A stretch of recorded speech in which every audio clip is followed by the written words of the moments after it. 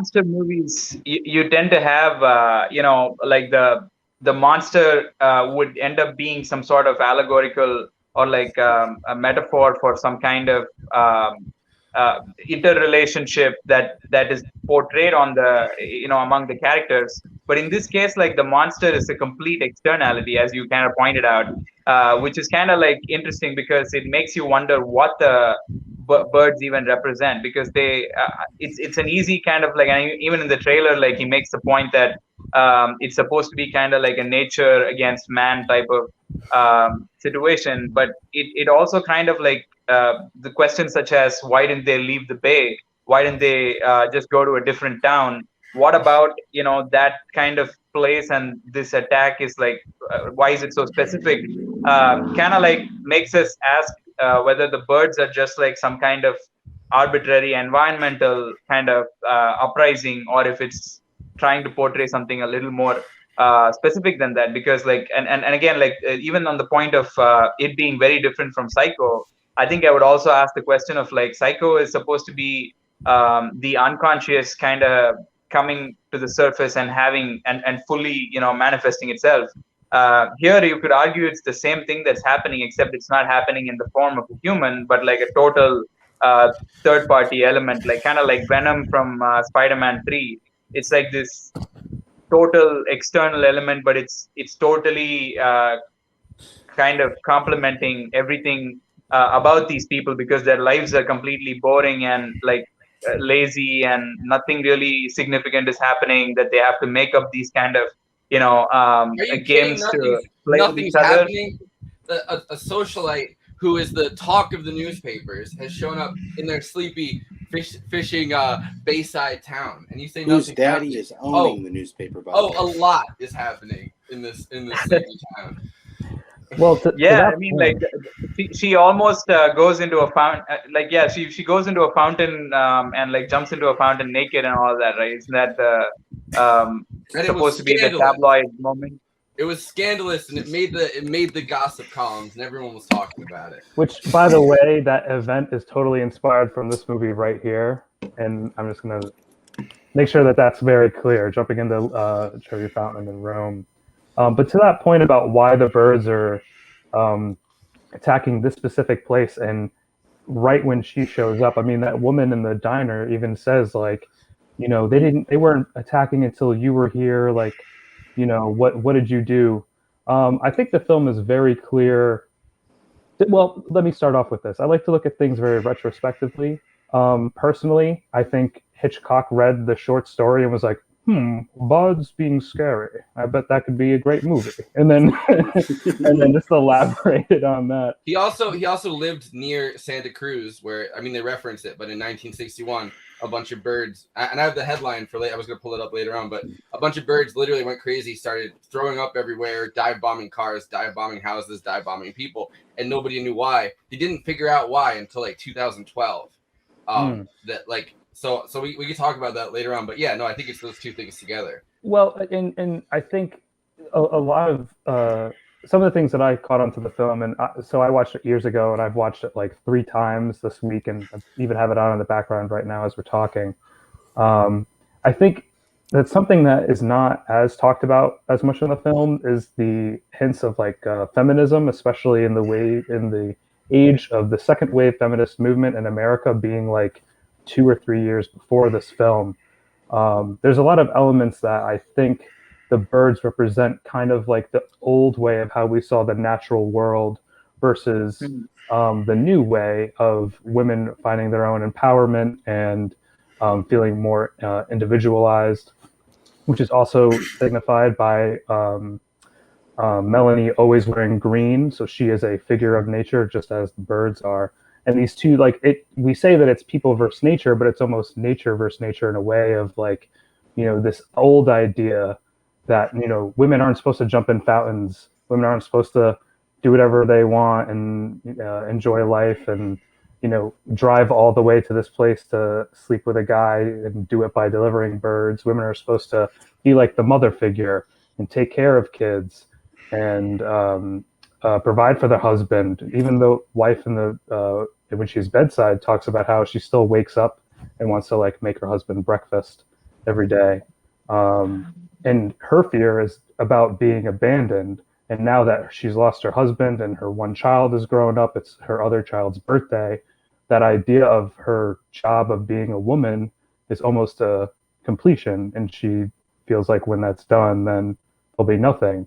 Um, Compared to Melanie, who's very like, I'm just going to do whatever the hell I want.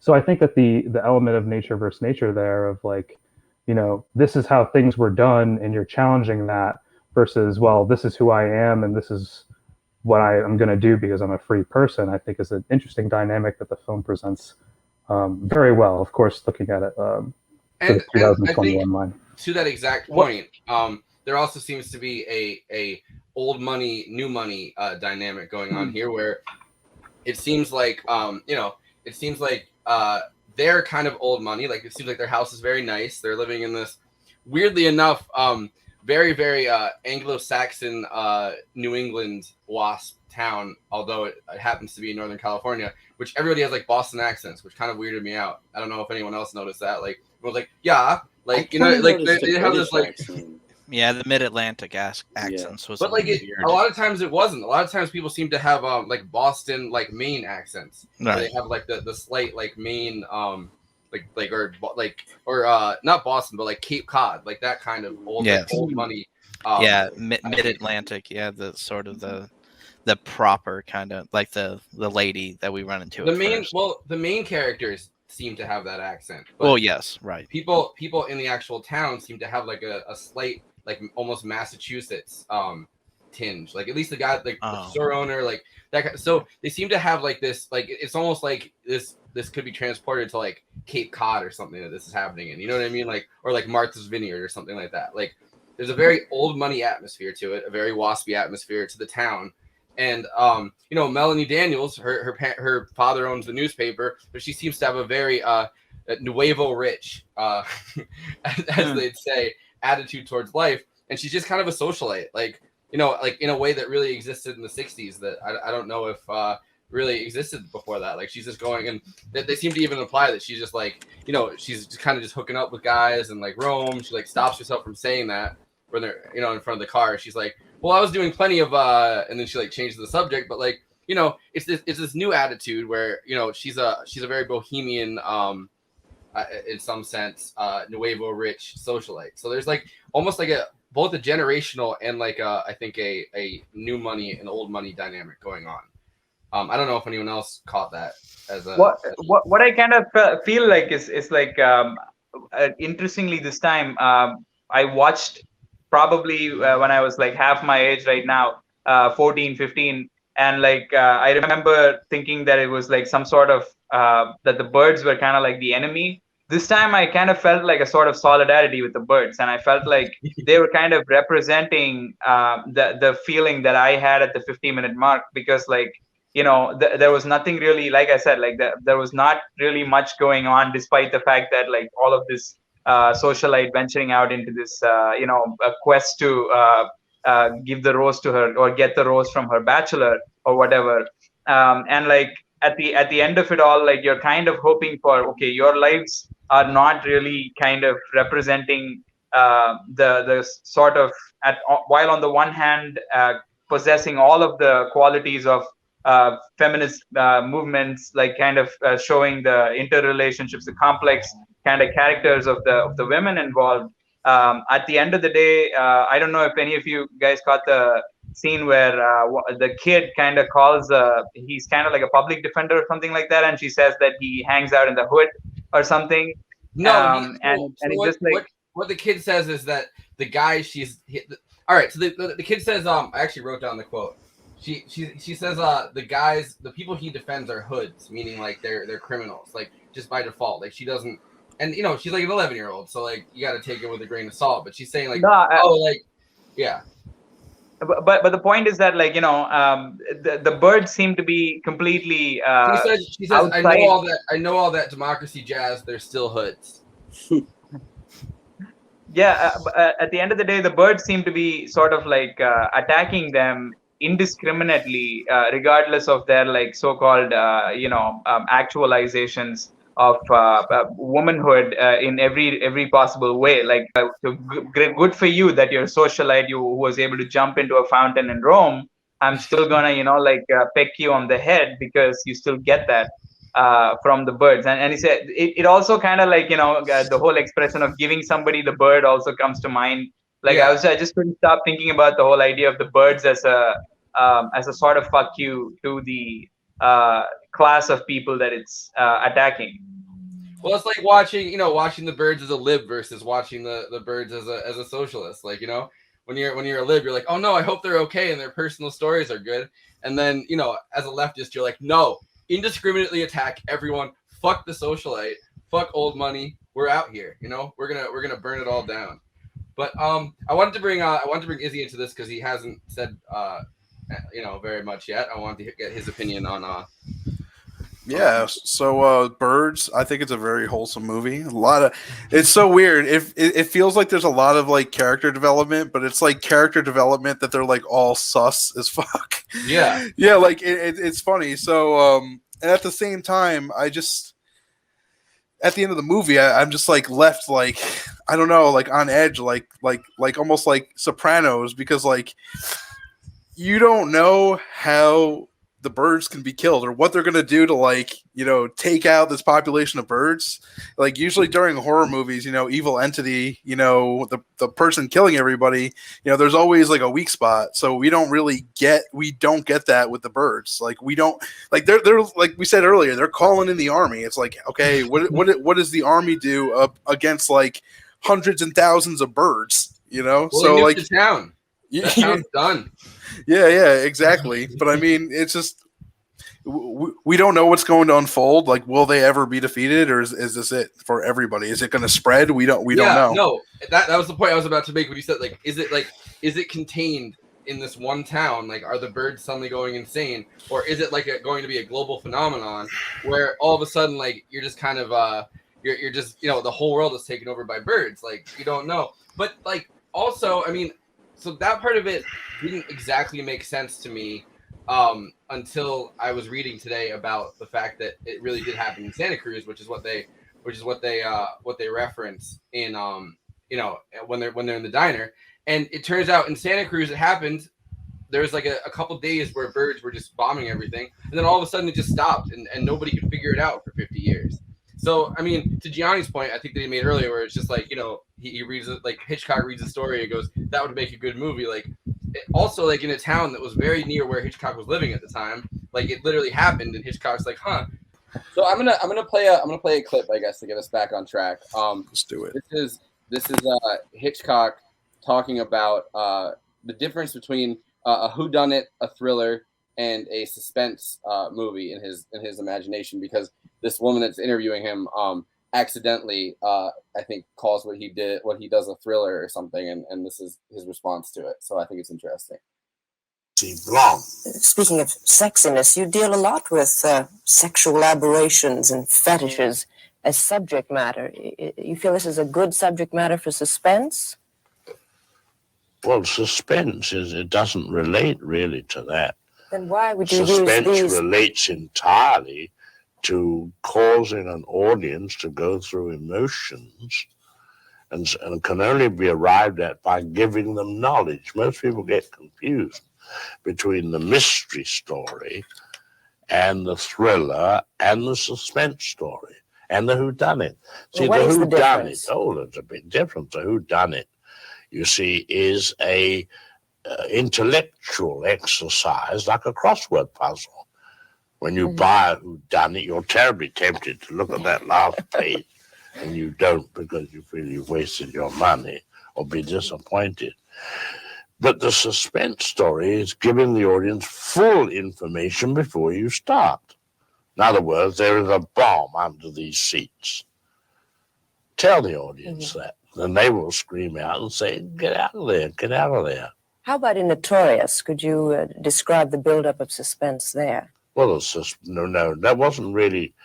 The suspense there was, how soon will Claude Rains find out that the woman who was the daughter of an old friend is an American agent? We all know it. We were told at the beginning that she was working with Cary Grant. Then you had the added fact that Cary Grant was in love with her. And yet in the course of his job, he literally had to put this woman into the arms of another man. Now that was your emotional story, but your suspense story, which built up to its climax, when they just then, in the process of which you come to the moment when it says, "Mother, I'm married to an American agent." Now they know they've got to get rid of her, but they've got to get rid of her surreptitiously. Can't just bump her off because all the rest of his colleagues will know. So you get a case of arsenical poisoning, you see. Who is your idea of an ideal villain? I've heard you read somewhere that you thought that Claude Rains kind of personified Well, he was the a ideal. nice man in his way, you know. I think any man, as you know, as you've seen the film Frenzy, you've got a cheerful, lively man who is a psychotic.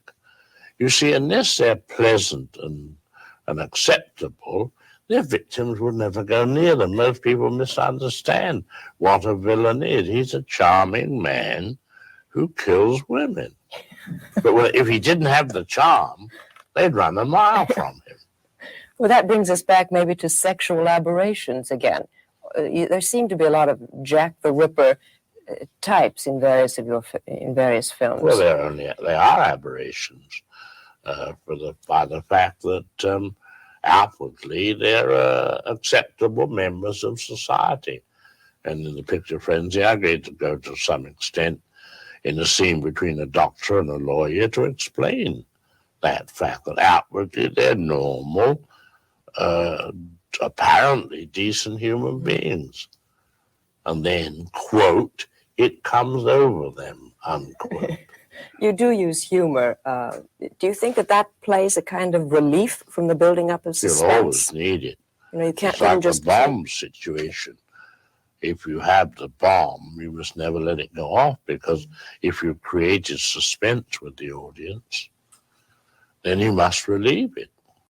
I kind of feel like he's talking about himself a little bit, where he's like, they're perfectly normal human beings, but, you know, it comes over them. Just like... I want to make like a serious point on how like you can see the influence on Taxi Driver from just that interview. But I also want to make a joke of just like, he sounds like the first like Joaquin Phoenix Joker. Sometimes you think a woman's in love with you, but it's your own psychotic imagination. You just have to burn everything to the ground. It's the 70s. We live in a society of suspense. The suspense in that case is the world going to be burned down. Now, probably. I don't know if it's going to be me that does it or the other 15 Jokers at the end of the film. How would I know that? But to talk seriously on this point, I think that that was a good. I mean, obviously, he's a fantastic filmmaker and was incredibly knowledgeable. But I think even if you were to compare his films with the more suspenseful films of today, or even of recent. And recent, I mean, like past his prime, you know, like Taxi Driver or something. Like all throughout Taxi Driver, we know Travis Bickle is one event away from becoming this like awful menace to society. And every time you watch it, you're like, which one's going to do it? Or which one's going to do it? Which one's going to do it? And that is suspense. Yeah, you know, that's like true suspense and I building think up. In a very Hitchcockian sense, I guess, the ending of Taxi Driver. Sorry for all the spoilers. I know it's only been like 40 years, but you know, the end of Taxi Driver is that he doesn't get punished for his crimes, which you assume that even if it's like it. I don't know. I enjoy Taxi Driver for the reason that if one thing had been different, he would be like a criminal that was, you know, sentenced to the maximum amount that anybody possibly could. He killed a presidential candidate. He would have been like, you know, your Lee Harvey Oswald. He would have been something like that. You know what I mean? Like looked down on by society for so fucking long, sitting in jail for the rest of his life if not executed. But the fact that, you know, he decides at the last, he's kind of pushed away from that point, and he's like, oh, I guess I'll just kill a pimp so I can rescue this 12-year-old girl, 12-year-old Jodie Foster over there. Like at that point, all of a sudden he's hailed as a hero in the hospital, and he doesn't face any charges. And like the suspense really, it is thinking that he's going to be killing a politician. But once that doesn't happen, you're like, all right, where is this going from here? And it goes to the point where it's like, no, like as a vigilante, like we're gonna reward you. Like, you know what I mean? Like crime is rampant. It's like it's the 70s. Like, you know, like you're gonna get a reward for this. And it's like, holy shit, the difference between killing one person and killing like 6 people, but also, you know what I mean, like going on like a rampage, but also it's criminals that you're killing. Like the difference between those two things is like mind blowing. I like the kind of comparison with the Joaquin Phoenix Joker, because I feel like the Joaquin Phoenix Joker killing the mom in the hospital is basically the killing the mom that happened in Psycho, essentially, or like the kind of death of the mother figure, or like the kind of maternal authority that is breaking before he goes like full anarchist. Which is kind of like the same kind of suspense that you're talking about with Taxi Driver as well, because it's kind of like, as much as it's a suspense, it's also a subversion, like kind of the attack or the kind of violent event that's happening is actually causing a kind of release of the tension, and also like a sort of liberating experience in a way. Each attack or murder in all of these cases, like not through the release of the tension, also signifies like the character achieving some sort of higher plane of like knowledge, or like some greater accomplishment is taking place within the scheme of the story.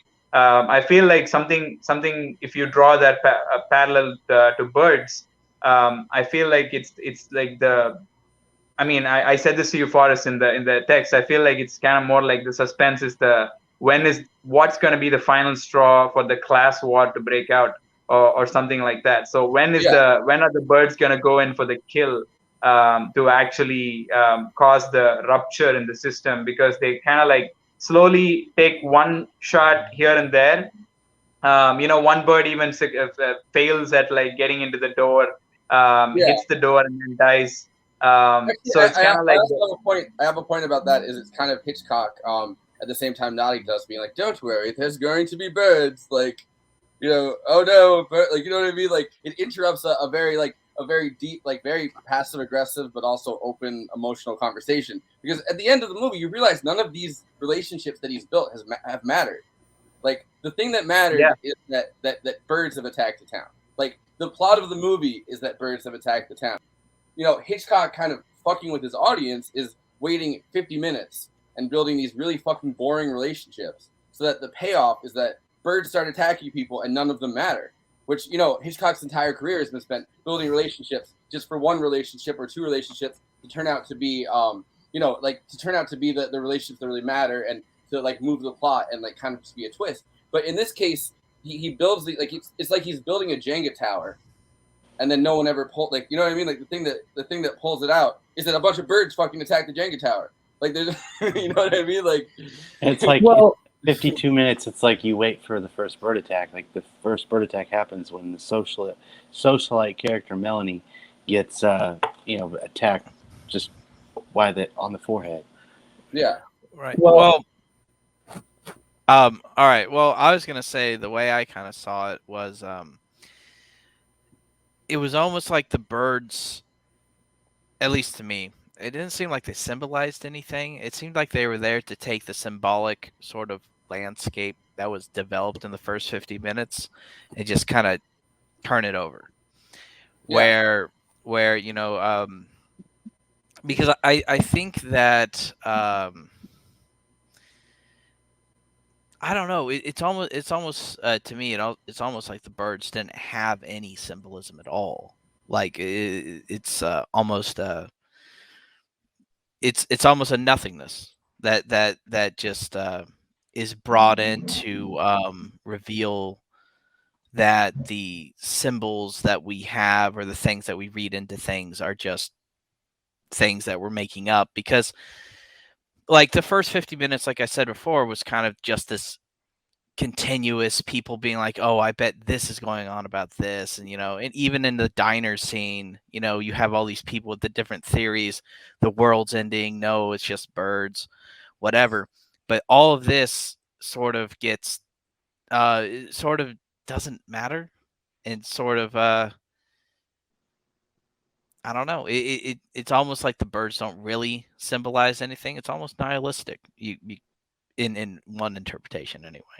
I think the idea, is it possible that the birds are just a MacGuffin? I mean, absolutely. It's Alfred Hitchcock. He is notorious for making MacGuffins. You mean a MacGuffin? Yeah. Making a MacGuffin out of this one too. But I think to say that the birds don't signify everything, I think the film does hint at the fact that Melanie is there is significant. And not only that Melanie is there, but anytime, like the first time there's a bird attack, she has just breached the house of the person that she was there to visit. The second time birds attack, it's her like getting closer to the people of the town. The third time is at the birthday party, and it's even clear that that the school teacher even points out, it's like, okay, that's 3 times, so that means that it's not a coincidence.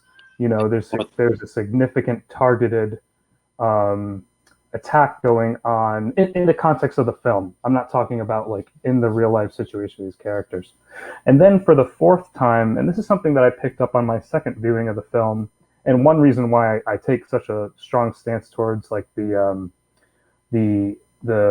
second wave feminist kind of point of view is if you watch when they attack for the 4th time, it's that night after the birthday party. And again, like it happens there, and then it is suggested that same night they attack the guy that the mom was friends with, that like got the feed from the chickens. But when the cop comes to the house, him and Mitch are talking for a while about why the birds are attacking, and they can't, it doesn't make any sense. Like, what could be going on? What could be happening? Not this, not that, not this. The whole time the mother's picking up the broken pieces from the house, and trying to bring her life back together. As soon as they stop talking, she adjusts the painting of her dead husband. Yeah, and I saw that. Yeah, I saw that. Yeah, the dead bird falls and scares her. Yeah. It attacks her in a way. And I think that adds more significance to the idea that essentially, like, these women are constantly misunderstood and being still in a way haunted by the misogyny that they were living through, these older women I'm speaking of. And the presence of Melanie threatens that once thought of natural way of doing things, which then upturns the way that society and what we thought was natural and what is natural is true. And it then subverts our expectation of what the birds actually are. So in a way, like we were talking earlier about the birds being like, finding some class solidarity with the birds, I kind of feel more like they're like the Memonists, like Chads and Chat, kind of like. How can you say that about the birds? The birds. No. Actually, I had the opposite take on my third watch through, which is kind of funny because that was earlier today, and then I was trying to rush to get clips together and stuff. But my take was that So my take on the entire thing is that Melanie is the MacGuffin showing up, because in my take on this, and I wrote these down. So there's like 3 tropes that end up coming back in pretty much every animal attack movie, and that have been in monster movies in the past. Like, so there's the 3 tropes of, like, the ornithological lady obviously represents like science. Like, science can't explain why the birds are attacking. And in real life, looking at that bird attack that happened in Santa Cruz, science can't explain why the birds are attacking for 50 years. You know what I mean? Like, so that makes sense. The second thing is religion, like the preacher that's drunk. That's the preacher that's drunk is just kind of like the end of the world. So the woman, all she can tell you, all she can tell you is that there are species of birds, how many birds there are, and what birds sometimes do, and like the thing about the brain paths. And science has failed at that point. All religion can do is tell you that the world is ending. Religion has failed at that point. Then kind of a fascist mentality kicks in, where the guy's like, all right, we'll just kill all the birds. Fuck birds. You know what I mean? And then the last thing that happens is that the general town's population responds to the fascism of it and just goes, it must be this woman that's causing it.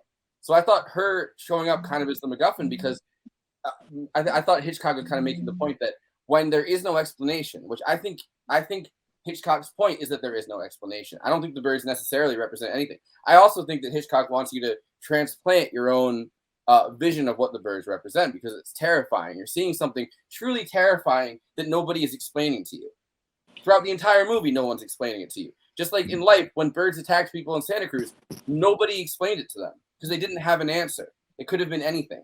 So I think what Hitchcock is doing throughout this movie is making the point, I guess, that there is no answer to it.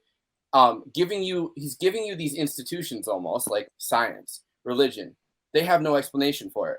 And the reason that they have no explanation for it is because it's never happened before. So, all religion can kind of do is theorize at the fact that, the world is ending. It says so in this ancient text. Look, there's one thing that doesn't even relate to this about birds. All science can do is tell you there's this many birds. There are species of birds. These species are different. Look, we looked at a bird's brain one time. It's not very big, which if you know anything about crows is not true. Crows are the smartest bird. Like, you know what I mean? So it's very significant that it's the crow attack, because crows are actually birds that can solve complex problems. It's like the one bird that can. So she's like, well, a bird like a bird might, birds aren't very smart, so I can't see them doing this. That's all science can tell you about it. All fascism can tell you about it is let's kill all the birds, like the militarism of it. You know what I mean? So like altogether, like everything has failed you because this is an unknown, and it will always probably be an unknown because it's not something that's ever happened before. So I think what Hitchcock is kind of fucking with the audience about is like, how do we perceive things? How do we respond to things when there is no explanation for it? Right. And I agree with that. I think that's what I was trying to say in a better way. Definitely. I also think the whole part where it seems like everybody starts blaming Melanie for things. I think and kind of the setup where every time she does something happens. I do think that's a way of fucking with the audience in the sense that it's forcing two things together, where it's kind of forcing you to kind of engage in a scapegoat where it's like, oh, it's her fault. Where maybe that's just messing with you. Maybe it's to show that how easy it is to make that connection, even though that connection may not actually make sense. Yeah, I feel like we're kind of having a lot of discussions around why it means nothing, but at the same time, the fact that there is at the central plot element is a lovebird, a pair of lovebirds getting caged by this lady and being gifted to this man as a sort of offer of some kind of affection or love, as a sort of building a relationship. And like it's like an actualization on the part of of their romance, right? Like their romance is kind of budding, and the birds are supposed to represent that.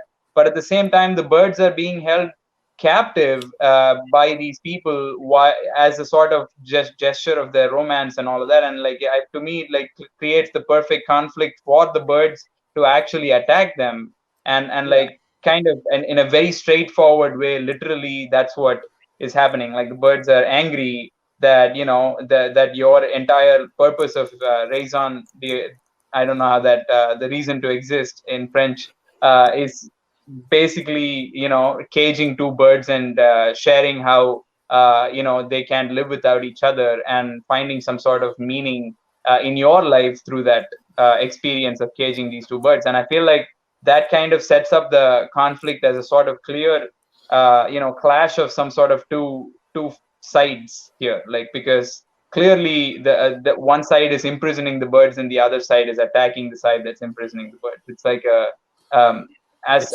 clear as night and day in this respect.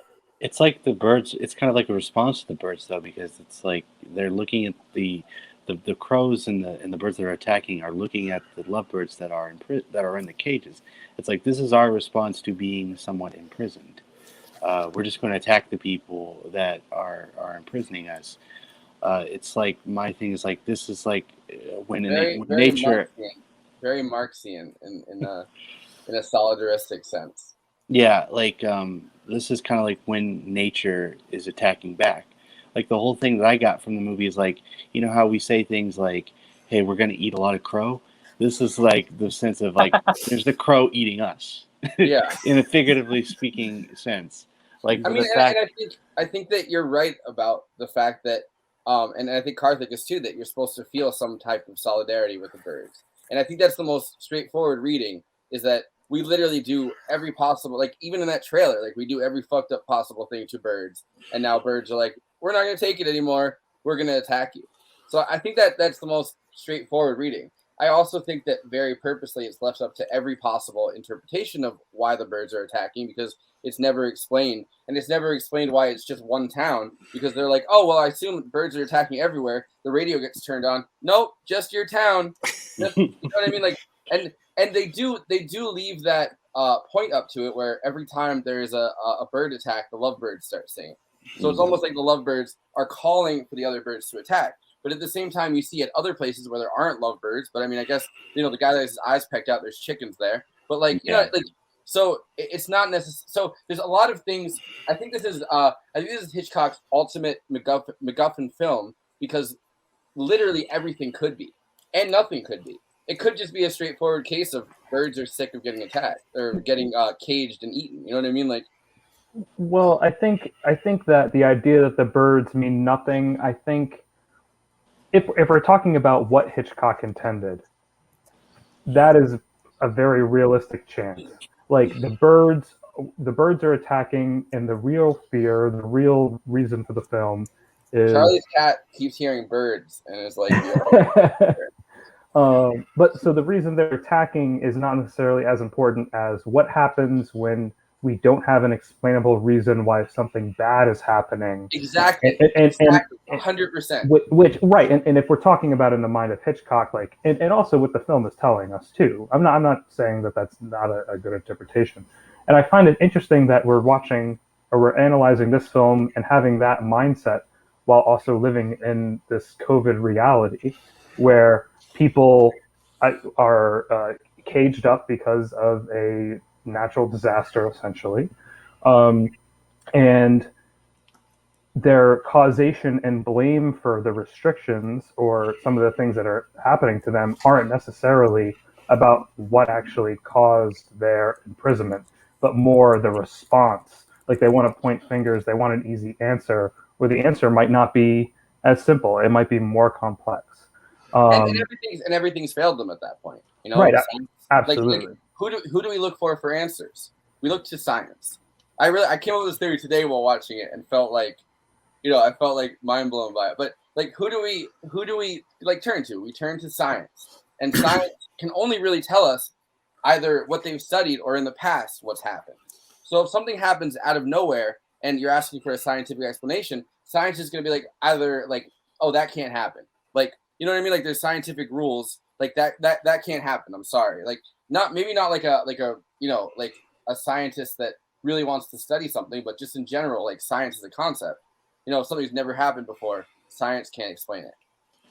Religion kind of does go to the end of the world. It's like, you know, all of these things are signs. The world is ending. It must be a sign. And then there's like a very militaristic, like, well, there's birds attacking you. Why not just kill every bird? And then science responds like, you can't kill every bird. There's too many fucking birds. Like, there's billions of birds. How are you going to kill every single bird? And the militaristic like mindset is like, just do it. Like, just kill every bird. Like, if you can. Every bird needs to be gone. So it's like this constant tension that you're being given this thing that like no. I'm going Cuomo again with the full hand gestures. But, watch your webcams. Watch the webcams over here. No, like, so you're given this like, you know, you're given a problem, I think, in this sense that has no answer, and there is an answer now, and apparently it's a much weirder one than I would have fucking expected, and we can touch on this at the end. That's going to be the big twist. It was me. I caused the bird. Anyway. Yeah, I think it's a perfectly postmodern film where it's all about the perspectives and no one seems to have an answer and answers seem to contradict each other. I'm a bit of an existentialist. I think that's why I threw in that the birds might mean nothing.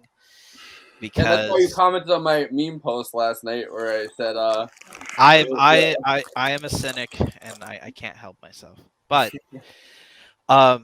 yeah, well I was gonna say, so my use of the word nothing though is kind of like what Forrest was saying, where it's just a place for the projections of the individuals. It's not that the birds literally mean nothing.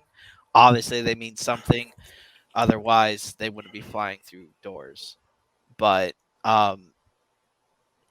I do think it's kind of interesting to relate it to COVID, though, where we're seeing people who, in fact, have information on a situation are still projecting their particular thoughts onto the world and sort of interpreting things in a different way, where maybe, the birds kind of are a prediction that even with science and religion and things like that, people would still not be able to resist the tendency to link two things that might not actually be linked, which but do we really have information? I mean, I think COVID is a perfect example. Like, did we really have information? Like, scientists can't tell you where COVID came from. Like, right now. Well, I would say that I would say that we have some information. We have some information, but it's left up to what your both political and what your political and I guess research agenda is in that case. Well, right, and that's why I was kind of relating it to the birds, because in a sense you have an object, information, but it doesn't really matter that it's there. What matters is more or less what you're projecting onto it.